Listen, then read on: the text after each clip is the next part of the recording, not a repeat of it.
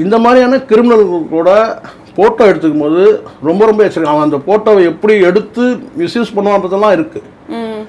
ஓரளவுக்கு நல்ல அறிமுகம் தெரிஞ்சு அவனுடைய பின்புலங்கள் எல்லாம் தெரிஞ்ச பிறகு போட்டோ எடுத்துக்கிறது, பிரபலங்கள் போட்டோ எடுக்கிறது நல்லது, சரியானதா இருக்கும். இப்போ எனக்கு என்ன கேள்வி இருக்குன்னா, இப்போ நான் உங்க கூட போட்டோ எடுக்கிறேன்னா அது நார்மல், ஏன்னா நீங்க நார்மலாவே எல்லாரும் கூட போட்டோ எடுத்துக்கிறீங்க.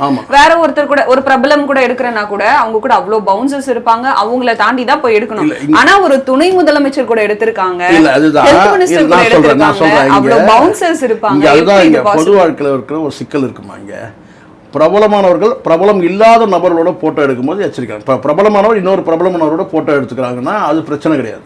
ஆனால் பிரபலமானவர்கள் பிரபலம் இல்லாத ஒரு நபர் ஒரு குறுகிய வட்டத்தில் இருக்கிறான்னு கேட்டால் அவர் யார் மூலமாக ஒரு முகவரியாக போவார் யோசிச்சு பாருங்கள். அவர் முதல் ஸ்டெப்பு மாவட்ட செயலராக இருக்கலாம், யார் மா சுப்பிரமணியமுடைய ஒரு அறிமுகப்படுத்தப்பட்டவராக இருக்கலாம்.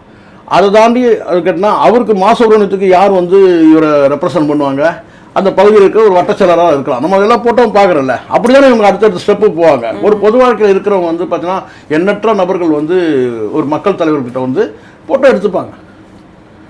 அப்போது அந்த ஃபோட்டோவை இவன் என்ன பண்ணுறான், என்ன மிஸ்யூஸ் பண்ணுறான்றதை பார்க்கணும், இவன் யாருன்றதை தெரிஞ்சுக்கணும். இனி வரும் காலங்கள் சொல்ல. இப்போ இது வரைக்கும் அப்படி இல்லை.